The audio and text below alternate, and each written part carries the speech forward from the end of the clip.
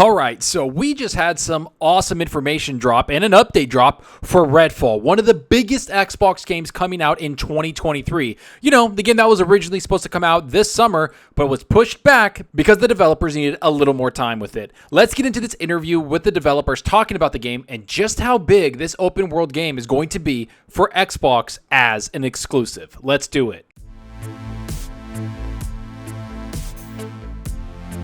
Alright, so you know the drill. If you like the content, hit that subscribe button and that like button. And if you want to be notified on future videos, hit that small little bell icon. And if you want to go that extra mile to support that channel, hit that join button. All the support is greatly appreciated. So I just want to jump straight into this. They had a 20-minute video, Xbox and Arcane Studios did, talking about Redfall, one of the biggest games coming out next year. And in fact, to me, it's one of my most highly anticipated games because truly, I can't believe how much detail they went into everything. I mean, during the E3 showing, they went into like about 7-8 minutes of gameplay, talking about the world, talking about the characters, showing you a mission, showing you a couple of new vampires, and of course, showing you co-op. And all of that, I thought, would hold us over until next year. I didn't think there was that much information left to talk about the game. And then we got a rumor about QuakeCon and how they're going to be there. Arcane Studios developers, they're going to have some interviews there, and they're going to have a full-on 20-minute interview talking about what's impressive and what they think stands out about their game.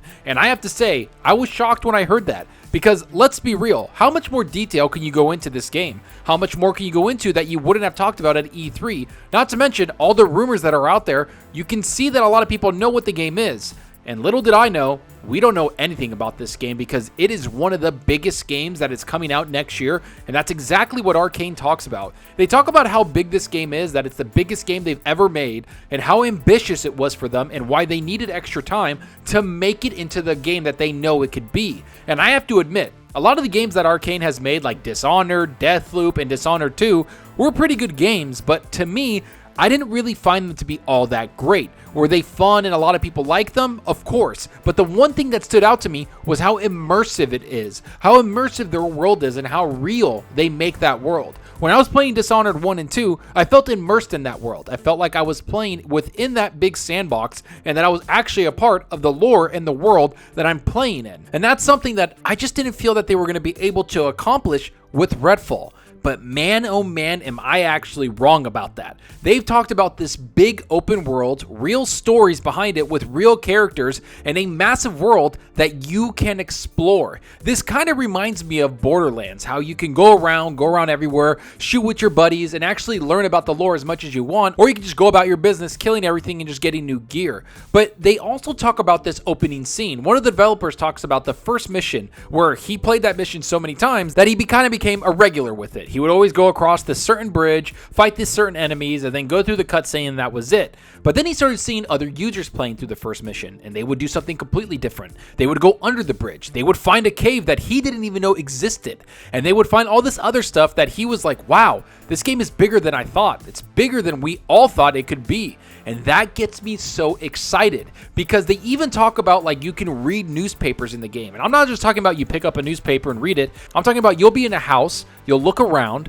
and then you'll see like a picture of somebody on there. Then you'll see a newspaper story with a full-fledged story of lore talking about that person you just saw in that picture. So the world feels very lived in. That is something that a lot of developers don't take the time to make. Yet Arcane has always done that. They always made you feel like you were a part of that world. Yet the big question is what characters or who are you playing that is in that world? That to me is the big thing. And they talk about the 4 characters actually having a reason for being in that town as the vampire invasion happens. Why each one of them is there, what motives they have, all of these backstories and reasons and why we are actually fighting these vampires. I don't know, man. The reasons and actual motivations behind characters is really cool. Not to mention, each and every single one of them has their own skill tree, which is insane. So let's say you're playing co-op with your buddy, and they go and choose the same character you usually play with. Well, you can actually have completely different experiences depending on the skill tree you go down. So there's about 3 or 4 skill trees you could go down, and you could go down one of them and have a completely different experience with the same character. That to me is awesome because I love playing certain characters. I love mix and matching, and that's what this game is going to be doing. I'm going to get a different type of feel depending on what character I pick. And if you look at the skill trees, it's going to depend on what skill tree I'm going down. That to me just makes this game even more replayable. And don't get me wrong, I know a lot of people love these big open world games and all this stuff and they go through it once, but I'm the type of person that will go through it multiple times or just keep switching characters and play with new friends. That's what I like doing in this game. Not to mention, I enjoy going into everything that has to do with the lore and what the story and what they're trying to tell me and what the experience is. I don't really like cutscenes. I know that's weird. I love it when the developer puts the gameplay in my hands and the story in my hands. Not to mention walking around and doing things that I want to do. If I stumble upon it, awesome. I don't need a cutscene to tell me what I stumbled upon. That's something that Elden Ring did to perfection. They made me feel like I was exploring this world and I was taking from it what I wanted. They weren't telling me what it was. And that's what I feel they're doing now. And you know what? That's the same thing that's happening with these vampires. And they have a lot of cool art direction and they talk about how different each one are and what kind of enemies are going to be in this open world. From vampires to vampire followers to human cultists to minions, anglers, and all these other different type of archetypes of vampires and enemies that are going to be in the game. Not to mention, they talk about god vampires that are huge, big boss battles that are going to be all over the world that you get to experience with your friends. I mean, I'm down to fight some god vampires. That sounds awesome. Not to mention, in the open world, there's going to be all these camps and bases that you'll be able to explore. They'll have loot in them, and you can see them from afar, and you can kind of plan your way of how you want to attack them. They're leaving everything in the hands of the gamers. That, to me, is one of the most important things in games. I don't want to have linear altercations within an open world game. I want to tackle a camp or a base or whatever it is the way I want to tackle it. That's something that Red Dead Redemption 2 did not understand. They really kind of made you go through every single mission the way they wanted you to get to a cutscene, while Arcane kind of lets you do whatever you want. Bethesda kind of lets you do whatever you want. You are able to just tackle any situation any way you see fit. And I'm down for that. And they also have backstories, again, for these vampires and everything else that's going on, and these minions and vampire cultists and all this stuff. So I just can't wait to jump into it. But now comes, to me, what is the most important part, which is the RPG elements. They talked about becoming an RPG game, an open world RPG game, and making it accessible to so many people, because that's the one thing that they love. They mentioned tabletop games, they mentioned going into big open world games and being RPG-like, and that's what enticed them to make this game. And the first thing they talk about is the weapons, which is a huge part of the game. They want to find new weapons, they want you to upgrade those weapons, and have everything that makes this game an RPG, an actual big RPG where you get new upgrades, you can go different places, or if you run into an alley and you see about 40 vampires or whatever it is and all these people and you don't feel like you're ready to fight them,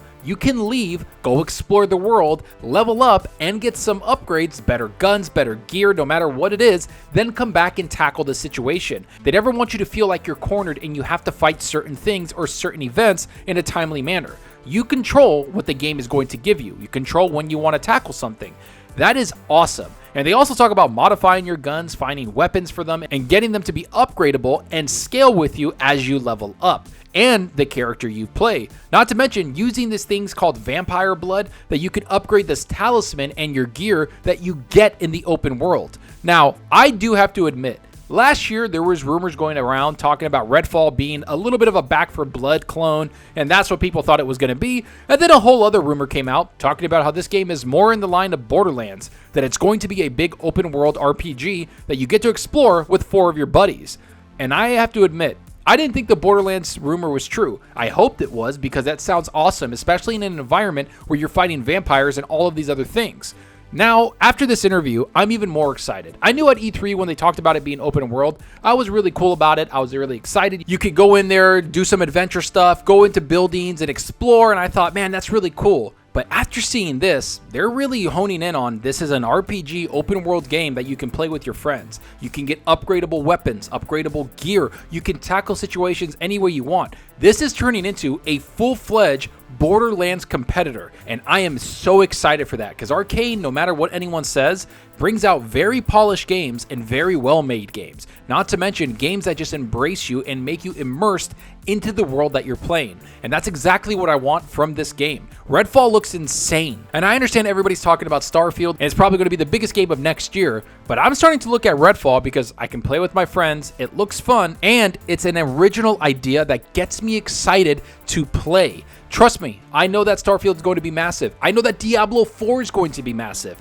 But this is a kind of a sleeper hit of a big open world RPG that I can't wait drops on Game Pass. Not to mention, it's an Xbox exclusive. So when you look at all the games that Xbox is getting next year, they kind of dominate the RPG market. We have Redfall now, which is a big open world co-op RPG. You got Starfield, which is coming out, which is probably going to be one of the biggest RPGs to come out this generation. And then you look at Diablo 4 and all these other things. The first party for Xbox next year looks to be stacked. Let's hope they get these games out, and let's hope they don't get them delayed, because so far Redfall looks like a massive hit that is going to be a brand new IP exclusive to the Xbox platform.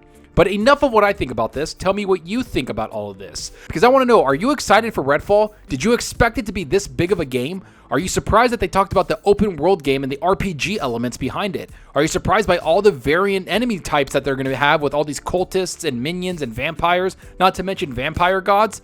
And are you surprised of how in-depth the characters are going to be? All 4 of them having skill trees and all of that? Go down below and let me know. And I hope you enjoyed the video, and if you did, please hit that subscribe button and that like button to support us out the channel more than you know. And give me a follow on Twitter at Zalker87. I'm always on there talking games and sharing my latest videos. Plus, I love interacting with everyone there, so get on Twitter and let's talk about gaming. Also, follow me on Xbox Live. My gamertag is Zalker87, just like my channel name. See what games I'm playing, and let's compete in achievements for the month. So right now, I've been playing a lot of Multiverses. I've been playing a lot of Spider-Man on the PC. I have to admit, playing it with the Xbox controller at 90 to 100 frames per second with everything at 4K with ray tracing on at max settings and ultra settings really does make the game a completely different experience. I love every second of it. I'm swinging through New York, fighting things, and it's not all jaggedy like it was on the 30 frames per second mode on the PS4 Pro, and not to mention, that Xbox controller just makes it that much better. I'm having a blast with it. I'm like 5 to 6 hours in already, and trust me, the game is worth the price. Buy it on Steam, play it there.